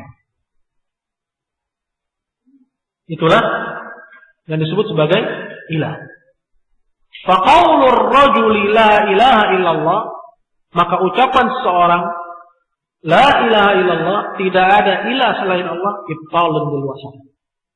Itu membatalkan adanya perantara. Selesai sudah. Ini nuktah ya, poin ini ya, min ahammi ma fi hadhil awrad. Lah perkara yang paling penting yang ada dalam lembaran ini. Maka kalimat la ilaha illallah ya, itu membatalkan ya, adanya perantara antara kita dengan Allah.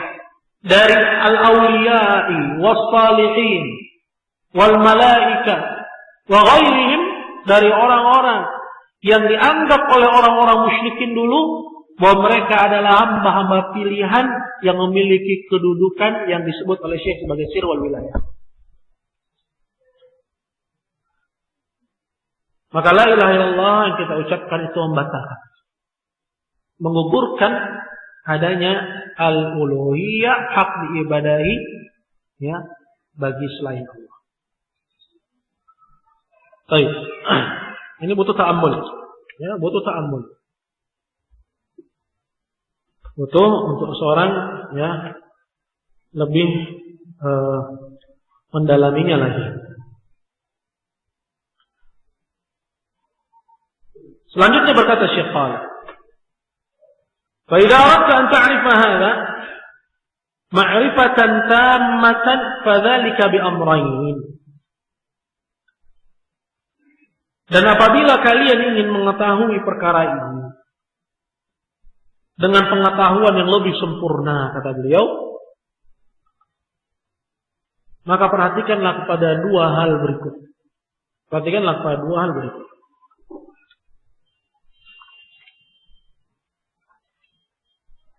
Al-awwalu, yang pertama, an ta'rifa anna al-kuffar alladhina qatalahum Rasulullah sallallahu alaihi wasallam wa qattalahum wa abaha amwalahum wa istahalla nisa'ahum kanu muqirrina lillahi subhanahu wa ta'ala bitauhidir rububiyyah. Ini yang pertama. Yaitu kata Syekh, hendaknya kalian mengetahui bahwa orang-orang kafir yang dahulu diperangi oleh Rasulullah dan Rasulullah membunuhi mereka, dan orang-orang kafir yang dianggap halal harta-harta mereka, begitu pula wanita-wanita mereka, kanu muqirrina lillahi subhanahu bitauhidir rububiyyah. Dahulu orang-orang kafir tersebut, mereka itu mengakui akan rububiyah Allah Jalla wa Ala. Apa itu rububiyah? Wa huwa annahu la yakhluqu wa la yarzuqu wa la yuhyi wa la yumitu wa la yudabbiru al-umura illa Allah wahdahu. Illa Allah wahdahu. Maksud dari rububiyah itu adalah bahwasanya tidak ada yang menciptakan, tidak ada yang memberi rizki, tidak ada yang menghidupkan dan mematikan dan mengatur seluruh urusan kecuali Allah SWT. Nah, ini orang-orang kafir di zaman Rasulullah sallallahu alaihi wasallam, mereka muqirruna biha. Mereka mengakui akan hal ini.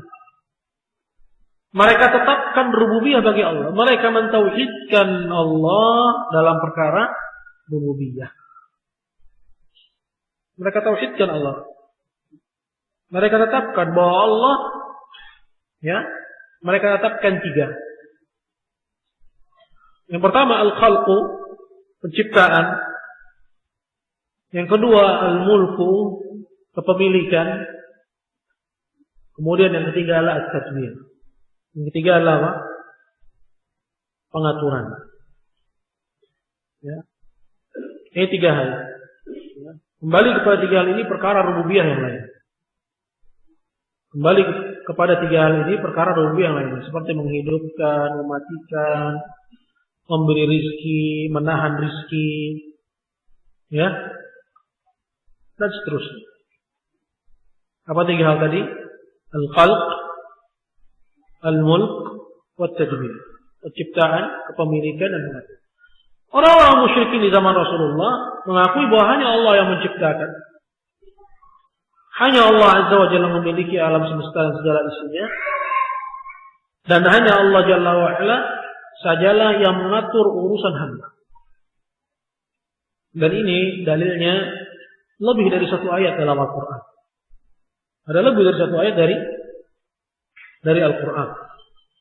Di antaranya disebutkan di sini oleh Asy-Syaikh. Kama qala ta'ala, sebagaimana yang Allah Ta'ala firmankan, "Qul man yarzuqukum minas sama'i wal ardi amman yamliku as-sam'a wal absar." Katakanlah kepada mereka, wahai Nabi. Katakanlah kepada mereka, itu orang-orang musyrikin. Siapakah yang memberi rizki kepada kalian dari langit dan bumi? Amma yamliku as-sam'a wal absar. Dan siapakah yang menguasai pendengaran dan penglihatan? Wa may yukhrijul hayya minal mayyit wa yukhrijul mayyita minal hayy. Dan siapakah yang mengeluarkan yang hidup dari yang mati dan mengeluarkan yang mati dari yang hidup? Itu mengeluarkan tumbuh-tumbuhan dari biji-bijian dan mengeluarkan biji-bijian dari tumbuhan. Wa may yudabbirul amra. Dan siapakah yang mengurus urusan hamba? Tanyakan kepada mereka, wahai Nabi. Fasayaquluna Allah. Maka pastilah orang-orang musyrikun itu akan menjawab, Allah yang menguasai itu semua. Maka ayat ini sebagaimana juga ayat yang lainnya, dan ada banyak ayat yang serupa dengan hal ini, menetapkan kalau orang-orang musyrikin, ya, mereka itu mentauhidkan Allah dalam perkara rububiyah. Mereka mengaku Allah yang menciptakan, mereka mengaku Allah yang memiliki, mereka mengaku Allah yang mengatur alam semesta dan segala isi. Mereka tidak melakukan kesyirikan dalam hal ini. Mereka tidak mengatakan bahwa ada selain Allah yang menciptakan, ada selain Allah yang memiliki alam semesta, ada selain Allah yang mengatur ya alam semesta. Tidak. Melainkan mereka tetapkan 3 hari ini hanya untuk ini adalah hak milik Allah Jalla wa Ala. Ini al-amrul awwal. Ini perkara yang pertama. Berkata Syekh qala, wa hadhihi mas'alatun 'azimatun jalilatun muhimmah. Dan ini merupakan perkara yang agung lagi penting. Wa hiya an ta'rifa anna al-kuffar alladhina qatalahum Rasulullah sallallahu alaihi wasallam syahiduna bihadza kullihi. Yaitu kalian mengetahui ya, apa yang dimaksud dengan perkara ya agung lagi penting ini, yaitu kalian tahu bahwa orang-orang kafir yang dulu diperangi Rasulullah itu mengakui akan hal ini. Seluruh muqirruna bihi, menetapkan hal ini. Ya. Wa ma'a hadza lam yukillum dzalika fil Islam. Tapi kendati pun demikian, kendati pun mereka menetapkan rububiyah dari penciptaan, kepemilikan, pengaturan seluruhnya ini mereka tetapkan untuk Allah. Kendati begitu mereka tidak menjadi muslim. Pengakuan mereka akan hal ini tidak menjadikan mereka masuk ke dalam Islam. Walam yuharrim dima'ahum wala amwalahum, dan tidak menjadikan darah-darah mereka terlindungi, begitu pula harta-harta mereka terlindungi. Karena orang yang masuk ke dalam Islam, darahnya terlindungi dengan Islam, hartanya terlindungi dengan Islam. Tidak boleh seorang menumpahkan darah saudaranya, tidak boleh seorang menzalimi harta saudaranya. Ya, baik. Adapun orang yang dia belum berislam, maka status hukumnya, ya darahnya belum terlindungi dengan Islam, begitu pula. Nah, orang-orang musyrikin di zaman Rasulullah Sallallahu Alaihi Wasallam, kendati pun mengakui Allah saja yang menciptakan, Allah saja yang memiliki alam semesta, Allah saja yang mengatur alam semesta dan segala isinya, tidak ada sekutu baginya. Keyakinan mereka yang demikian ini itu belum cukup untuk mereka dikatakan muslim. Belum cukup untuk mereka dikatakan muslim, dan belum cukup untuk ya dianggap darah mereka terlindungi dengan Islam, harta mereka terlindungi dengan Islam. Selanjutnya kata Syekh qala, wa kanu aidan yatasaddaqun wa yahujjun wa ya'tamirun. Dan bersamaan dengan itu, mereka yaitu orang-orang musyrikin di zaman Rasulullah, bersamaan dengan pengakuan mereka terhadap rububiyah Allah tadi, mereka juga mengerjakan amalan-amalan saleh. Mereka juga mengerjakan amalan-amalan saleh. Mereka bersedekah, mereka haji, mereka umrah, wa yata'abbaduna, dan mereka mengerjakan ibadah-ibadah lainnya, wa yatrukuna asya'a minal muharramat, dan meninggalkan perkara-perkara yang haram, khaufan minallahi azza wa jalla, karena takut kepada Allah azza wa jalla. Tapi kendati pun begitu, mereka belum dianggap muslim. Mereka belum dianggap muslim. Mereka mengakui rububiyah Allah, bahkan tidak hanya di situ, tidak hanya sampai di situ, mereka juga mengerjakan ibadah-ibadah, takut kepada Allah. Ini al-amrul awwal, poin yang pertama. Walakin al-amrul tsani, akan tapi perkara yang kedua, huwallazi kaffarahum wa ahalla dima'ahum wa amwalahum. Perkara yang kedua inilah yang menjadikan mereka kafir dan menjadikan darah-darah mereka halal, menjadikan harta-harta mereka halal. Apa itu? Perkara yang kedua ini adalah wa huwa annahum lam yashhadu lillahi bitauhidil uluhiyah.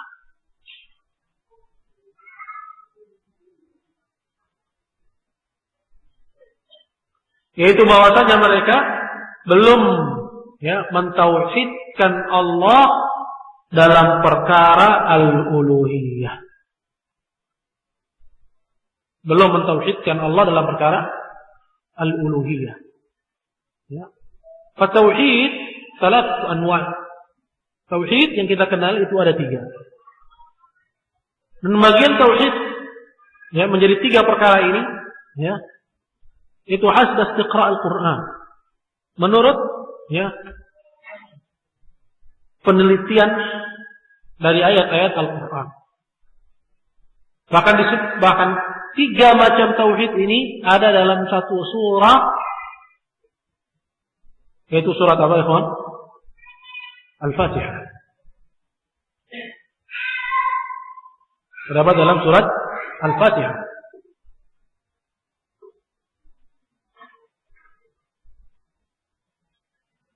Dan 3 macam tauhid ini, yang pertama adalah tauhidur rububiyah. Dan ini yang tadi telah berlalu penjelasannya. Dan yang kedua adalah tauhidul uluhiyah, itu tauhidul ibadah. Apa itu? Yaitu mengakui bahwa ibadah itu hanya milik Allah Jalla wa'ala. Mengakui bahwa ibadah itu hanya milik Allah Jalla wa'ala. Dan yang ketiga, dan ini di luar pembahasan kita, yaitu tauhidul asma wa sifat, yaitu menetapkan bahwa Allah Jalla wa'ala Dia memiliki nama-nama dan sifat-sifat sebagaimana yang Dia kabarkan dalam kitabnya dan Rasulnya sampaikan melalui lisannya dalam bentuk yang paling layak bagi Allah, tanpa tahrif, tanpa takyif, tanpa tamthil, dan tanpa ta'til. Dan yang ketiga ini di luar pembahasan. Adapun maudhu' dari pembahasan kita, tema dari pembahasan kita adalah tentang at-tauhid ats-tsani, itu tauhid dari jenis yang kedua. Hadis sekalian dimuliakan Allah. Kembali kepada pembahasan orang-orang musyrikin di zaman Rasulullah yang mengakui rububiyah Allah juga mengerjakan ibadah. Ini poin. Dan poin yang kedua adalah yang menjadikan mereka kafir. Apa itu? Itu karena mereka belum mengakui tauhid dari jenis yang kedua. Jelas? Apa tauhid dari jenis yang kedua? Itu tauhidul uluhiyah. Dan apa yang dimaksud dengan tauhidul uluhiyah? Kita nggak datangkan definisi dari yang lain, melainkan kita baca apa yang dijelaskan oleh Syekh, oleh penulis. Kata beliau, wa tauhidul ilahiyah, dan tauhidul ilahiyah itu adalah ada di matan antum, wa huwa alla yud'a. Enggak boleh menyeru. Enggak boleh memanggil. Wala yurja. Enggak boleh menggantungkan rasa harap illallah wahdahu la syarika lah. Kecuali hanya kepada Allah semata. Wala yustaghatsu bighairihi. Tidak boleh memohon keselamatan kepada selain Allah. Wala yuzbah li ghairihi, dan tidak boleh menyembelih untuk selain Allah. Wala yunzar li ghairihi, dan tidak boleh bernazar untuk selain Allah. Serta ibadah-ibadah yang lain. Artinya enggak boleh tauhid uluhiyah ini kandungannya tidak boleh seseorang memberikan ibadah walau sekecil apapun kepada selain Allah. Dan ibadah luas. Dan sering disampaikan definisinya itu apa? Ismun jami'un li kulli ma yuhibbu Allah wa yardahu minal aqwali wal af'al adh-dhahira wal batin. Ibadah itu adalah segala sesuatu yang dicintai dan diridhai oleh Allah dari ucapan ataupun perbuatan yang lahir maupun yang tersembunyi. Maka kapan suatu perkara itu ya, suatu amalan itu, ya, apakah ya diucapkan itu amalan lisan, ya, atau dikerjakan yaitu amalan badan, atau amalan hati itu yang tampak, atau yang tersembunyi dari amalan hati berupa keyakinan. Kita tahu bahwa itu dicintai Allah, dan indikator bahwa Allah cinta ada perintah. Ada perintah berarti Allah cinta. Adanya larangan berarti meninggalkannya Allah cinta. Ya, adanya pujian kepada orang yang mengerjakannya berarti Allah cinta. Ya, adanya janji berupa pahala berarti Allah cinta. Dan indikator-indikator lain. Kapan kita tahu bahwa amalan itu dicintai oleh Allah? Maka sarfuha li ghairillah, memberikannya untuk selain Allah, syirkun, adalah kesyirikan. Adalah apa? Adalah kesyirikan. Maka tidak berhak siapapun untuk menerima peribadahan kecuali Allah. La li malakin muqarrab wa la li nabiyyin mursal. Tidak ibadah itu diberikan tidak kepada malaikat yang dekat kedudukannya dengan Allah, tidak pula kepada nabi yang diutus, apalagi selain daripada kedua. Apalagi selain daripada keduanya. Baik. Faman istaghatha bi ghairihi faqad kafar. Maka barang siapa yang dia minta keselamatan kepada selain Allah, barang siapa yang dia minta keselamatan kepada selain Allah, barang siapa yang dia minta pertolongan kepada selain Allah dalam urusan yang tidak disanggupi kecuali oleh Allah, ya, seperti minta kesehatan kepada kuburan, ya, seperti minta ya rezeki kepada makam, seperti minta jodoh kepada keris, seperti minta hujan kepada tempat-tempat yang dikeramatkan, seperti minta kedudukan kepada tempat-tempat yang diagungkan, kuburan-kuburan yang disembah selain Allah, maka berarti dia telah minta kepada selain Allah urusan yang tidak disanggupi kecuali oleh Allah. Ini qaidnya. Ya, ini batasannya. Meminta kepada selain Allah sesuatu yang tidak disanggupi kecuali oleh Allah.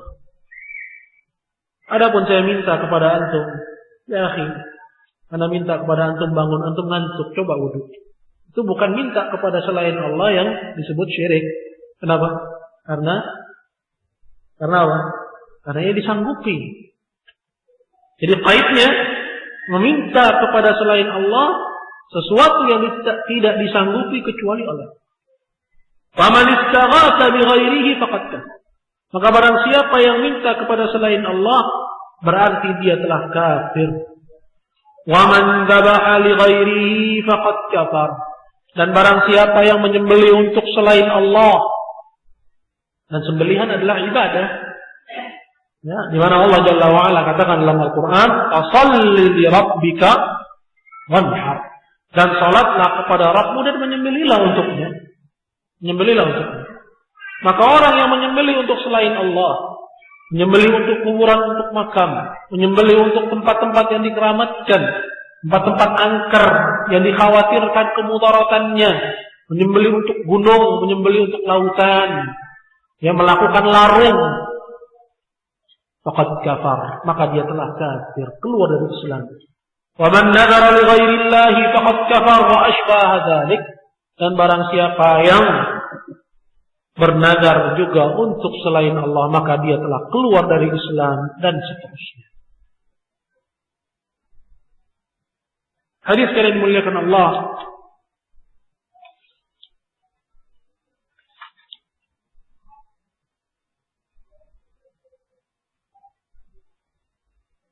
Maka al-uluhiyah, itu hak untuk diibadahi, itu hanya milik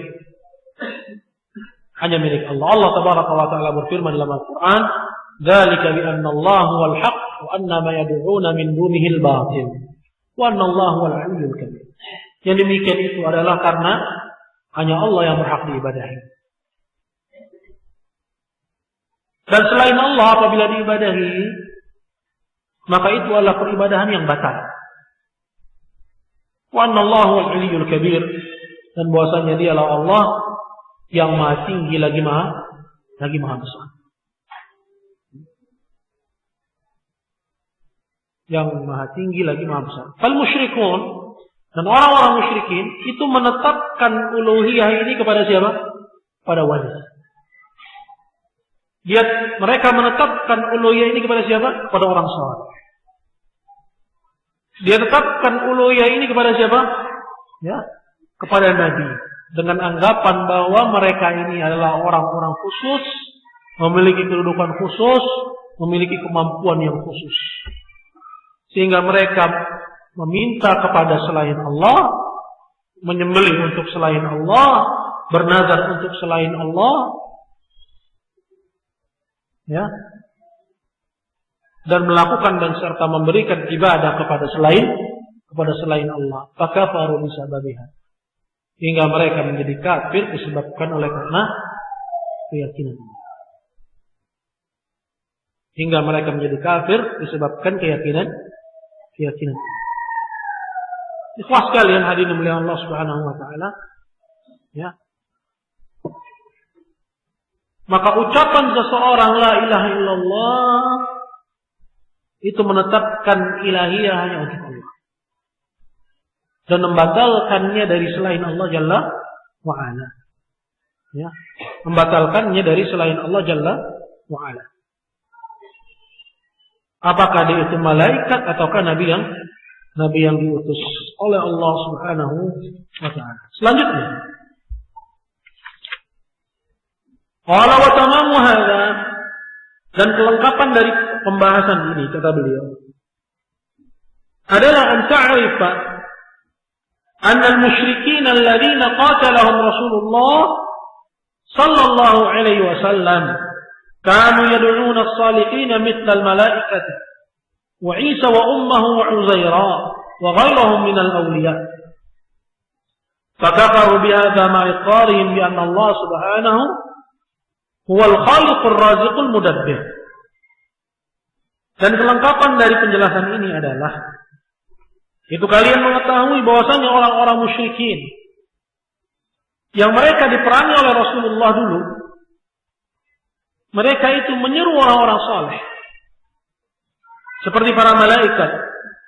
Mereka menyeru Isa, mereka juga menyeru ibunya, mereka menyeru Uzair, dan selain daripada yang disebutkan dari para wali-wali. Fakafaru bihadza, sehingga mereka menjadi kafir disebabkan hal ini, ma'a iqrarihim bi anna Allah subhanahu wal khaliqur raziqul mudabbir. Di sisi pengakuan mereka bahwa Allah lah dia yang menciptakan, dialah yang memberi rezeki, dan dialah yang mengatur. Di sisi pengakuan mereka terhadap rububiyah. Di sisi pengakuan mereka terhadap rububiyah. Maka dari sini kita mengakui bahwa, kita mengetahui bahwa pengakuan seseorang terhadap rububiyah Allah Jalla wa'ala ini layak. Ini tidaklah cukup.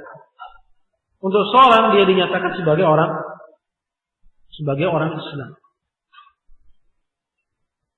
Berkata beliau, qala, "Idza 'arafta hadza, 'arafta ma'na la ilaha illallah." Maka apabila engkau telah mengetahui hal ini, taulah engkau apa itu makna la ilaha illallah.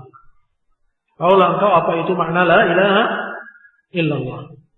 Wa 'arafta anna man naqqa nabiyya aw malakan aw naddabahu aw istaghatha bihi faqad kharaja minal Islam. Dan taulah kamu bahwa barang siapa yang menyeru nabi atau menyeru malaikat atau memanggilnya atau minta keselamatan melaluinya, maka berarti dia telah keluar dari Islam. Wa hadza huwal kufru alladhi qatalahum alaihi Rasulullah sallallahu alaihi wasallam. Dan inilah jenis kekufuran yang dahulu diperangi oleh Rasulullah sallallahu alaihi wasallam.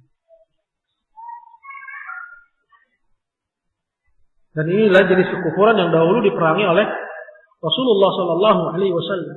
Apa itu? Berdasarkan apa yang telah diuraikan tadi, ya, yaitu kekufuran yang diperangi oleh Rasulullah Sallallahu Alaihi Wasallam adalah kekufuran dalam perkara al-ibadah. Itu tatkala seorang beribadah kepada selain Allah, menyeru kepada selain Allah, bukan, ya, tatkala seorang menolak bahwa Allah Sang Pencipta, menolak bahwa Allah yang memiliki alam semesta, bukan tatkala seorang menolak bahwa Allah Azza wa Jalla yang mengatur seluruh urusan alam semesta. Karena kekufuran dalam perkara ar-rububiyah, ya, ini hampir tidak ada di zaman Rasulullah Sallallahu Alaihi Wasallam. Dalam Al-Quran pada ayat yang lain Allah Jalla wa Ala mengatakan, "Wala in sa'altahum man khalaqahum la yaqulunna Allah." Kalau engkau tanya kepada mereka, kalau engkau wahai Nabi tanya kepada mereka, siapakah yang menciptakan kalian? Pastilah mereka akan menjawab, Allah yang menciptakan kalian. Jadi orang-orang musyrikin mengakui rububiyah Allah. Lalu apa yang menjadikan mereka tidak dianggap muslim? Apa yang menjadikan mereka dicap sebagai kafir? Ya. Apa yang menjadikan mereka, darah-darah mereka dianggap halal, harta mereka dianggap halal, wanita-wanita mereka dijadikan tawanan, yaitu tatkala mereka mengingkari al-uluhiyah, itu haknya Allah SWT. Itu tatkala mereka menyeru kepada selain Allah. Mereka beribadah kepada selain Allah SWT. Inilah yang menjadikan mereka kafir. Dan apabila kita telah mengetahui hal ini, maka tahulah kita akan apa itu makna dari la ilaha.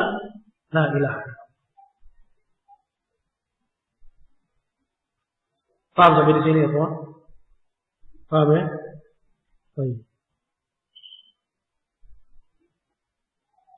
Selanjutnya kita akan masuk, ya, kepada salah satu dari syubhat mereka.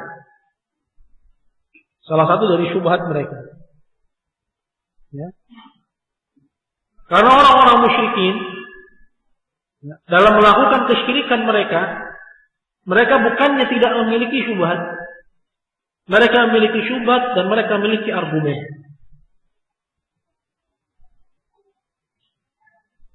Dan yang diharapkan dari uraian ini kita memahami jenis syubhat mereka, memahami argumen mereka, dan darinya kita akan mengetahui jenis, lebih dalam lagi jenis kekufuran, dan darinya kita akan mengetahui lebih dalam lagi jenis kekufuran seperti apa yang dahulu diperangi oleh Rasulullah Sallallahu Alaihi Wasallam. Berkata Syekh, kata beliau, qala fa in qala qailun minal musyrikin, apabila ada orang musyrik yang berkata kepadaku, apabila ada orang musyrik yang dia berkata kepadamu. Kita sampai jam berapa di sini?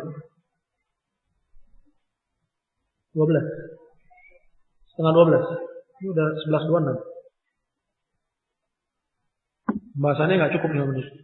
Udah masuk kemari, kita harus lanjut. Apa diambil nanti aja? Disambung aja pada al-asar. Soalnya tinggal berapa lembaran. Insyaallah. Mungkin ada baiknya kita tangguhkan sampai ba'da al-asar karena waktunya tinggal 5 menit lagi. Dan pembahasan kita kalau sudah masuk, pengennya langsung habis kitab. Karena nggak ada lagi jeda. Naktafi lahuna insyaallah. Kita cukup sampai di sini. Semoga apa yang disampaikan ada manfaatnya. Allahu taala a'lam wa a'lam. Wa jazakumullahu khairan ala husni istima'ikum. Assalamualaikum warahmatullahi wabarakatuh.